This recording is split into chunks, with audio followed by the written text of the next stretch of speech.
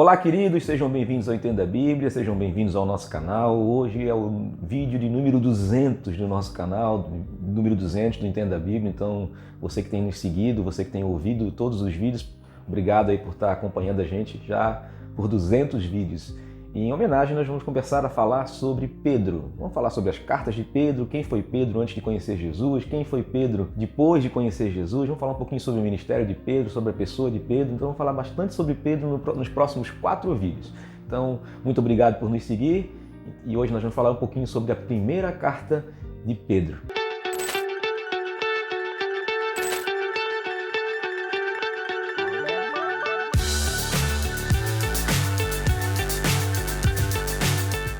Existem algumas pessoas, alguns historiadores, algumas pessoas da tradição histórica que dizem que Pedro era analfabeto. Pedro não sabia escrever, nem ler, nem escrever. Isso é uma tradição, a Bíblia não relata nada sobre isso. É improvável que Pedro tenha sido analfabeto, porque Pedro tinha uma educação, a educação judaica, a gente já falou isso em alguns vídeos aqui, e a educação judaica na época de Pedro era muito forte. Então Pedro, pelo menos, sabia ler em aramaico, sabia escrever em aramaico. Então talvez, possivelmente, Pedro, ou em hebraico também, né? Pedro aprendendo nas sinagogas desde pequeno, desde criança, como era comum entre as crianças judias. Então Pedro com certeza não era analfabeto. Talvez ele tivesse dificuldade de escrever em grego, e as suas cartas foram escritas em grego. E possivelmente alguém escreveu para Pedro. Possivelmente Marcos, que era um companheiro de Pedro, tinha escrito não somente o Evangelho de Marcos, sendo a história contada por Pedro, mas também as 2 cartas ali. Talvez tenha sido uma pessoa que escreveu para Pedro, talvez Marcos, ou outra pessoa que acompanhava Pedro. Então era possível que isso tenha acontecido, mas isso não quer dizer que Pedro não sabia ler nem escrever. Talvez não sabia ler nem escrever em grego,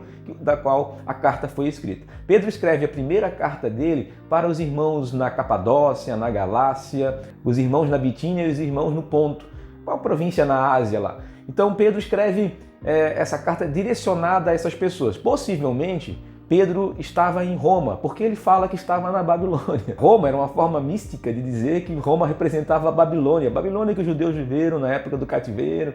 Então Roma tinha essa ideia de ser um império, ser chamada de Babilônia. Os irmãos judeus que viveram por muito tempo essa exploração babilônica e depois viveram da Macedônia e por último agora estavam vivendo sobre o domínio do Império Romano. Então Roma, a cidade de Roma era considerada como se fosse Babilônia. Possivelmente Pedro estava em Roma. Então nós podemos acreditar, já que Pedro não tem nada na Bíblia, nem em Atos, nem em outro lugar que conta que Pedro habitou em Roma, viveu em Roma. A tradição vai dizer que Pedro morreu em Roma e que viveu seus últimos anos em Roma.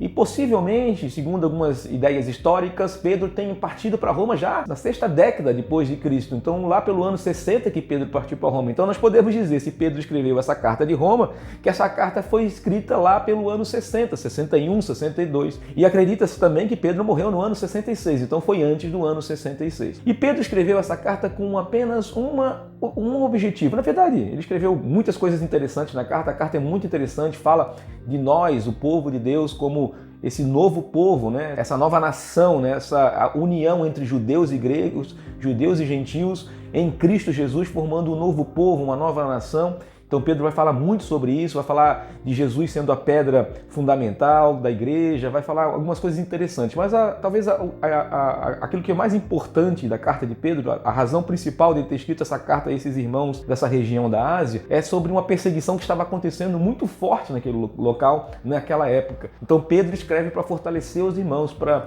instruir os irmãos e dizendo: tenham confiança e tenham esperança em Cristo. Vocês agora são um povo em Cristo. Agora vocês fazem parte do povo de Deus. Existem promessas para a vida de vocês. Ainda que nessa vida vocês não percebam essas promessas acontecendo na vida de vocês, vocês têm uma promessa eterna e vocês têm que estar firmes em Cristo. Então Pedro escreve para fortalecer os irmãos. Acredita-se que talvez pelo momento que a carta é escrita, pelo tempo que a carta é escrita, e Pedro estando em Roma, se é que estava em Roma, saber que Babilônia, que Pedro está dizendo ali, se representa a cidade de Roma, então possivelmente a perseguição em Roma ainda não tinha acontecido. Então por isso é nos anos 60, 61, talvez no máximo 62 depois de Cristo que essa carta foi escrita aos irmãos que estavam lá naquela região da Ásia, onde já havia uma grande perseguição. E essa grande perseguição não era simplesmente uma perseguição só romana, mas também uma perseguição judaica, e essa perseguição judaica como se fosse uma seita. E esses judeus que estavam perseguindo a igreja lá naquela região estavam utilizando da força romana, dizendo: olha, eles têm outro senhor. O César deixou nós termos a nossa religiosidade e tal, mas nós não dizemos que temos outro senhor além de César. Mas esses agora, esses dessa seita que nasceu lá no judaísmo, uma seita que nós não consideramos, que nós não reconhecemos, eles consideram outro senhor além de César. Então eles não dizem que César é senhor, eles dizem que Cristo, que Jesus é o Senhor. Então, essa perseguição acontece por causa disso, né? De uma influência judaica, de uma força judaica influenciando soldados romanos ou aqueles pretores romanos que viviam ali naquela região, que habitavam naquela região e que começaram uma forte perseguição sobre a igreja. Então, devido a essa fofoca dos judeus, vamos dizer assim, dessa ideia dos judeus de querer, de alguma forma, acabar com essa seita que estava acontecendo, estava influenciando, estava convertendo muitos judeus. E é por isso que Pedro vai dizer que Cristo é a pedra rejeitada, assim como eles estão sendo rejeitados.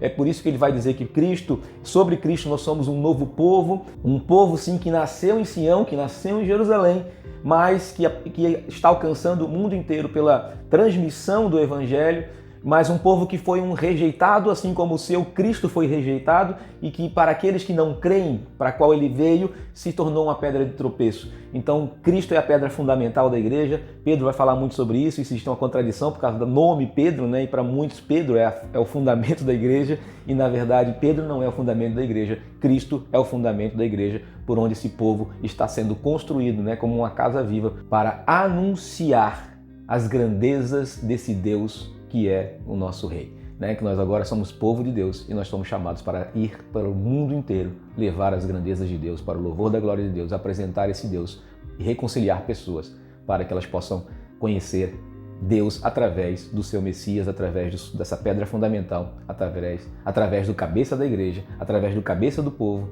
através da pedra principal, da pedra fundamental desse povo, que é Cristo Jesus. Então que Deus te abençoe, espero ter ajudado um pouquinho, só para a gente entender um pouquinho sobre 1 Pedro, mas você precisa ler, você precisa fazer a sua leitura, o seu devocional em cima de Pedro, e porque vai enriquecer muito, não somente o teu conhecimento, mas o teu entendimento acerca de tudo que estava acontecendo na época e te fortalecer a tua fé, entendendo que agora em Cristo Jesus você é povo de Deus, nação santa, geração eleita, povo escolhido para anunciar as grandezas de Deus, né? Você foi chamado das trevas para o reino de Jesus, para o reino da luz. Que Deus te abençoe, um grande abraço. No próximo vídeo nós vamos falar sobre a segunda carta de Pedro.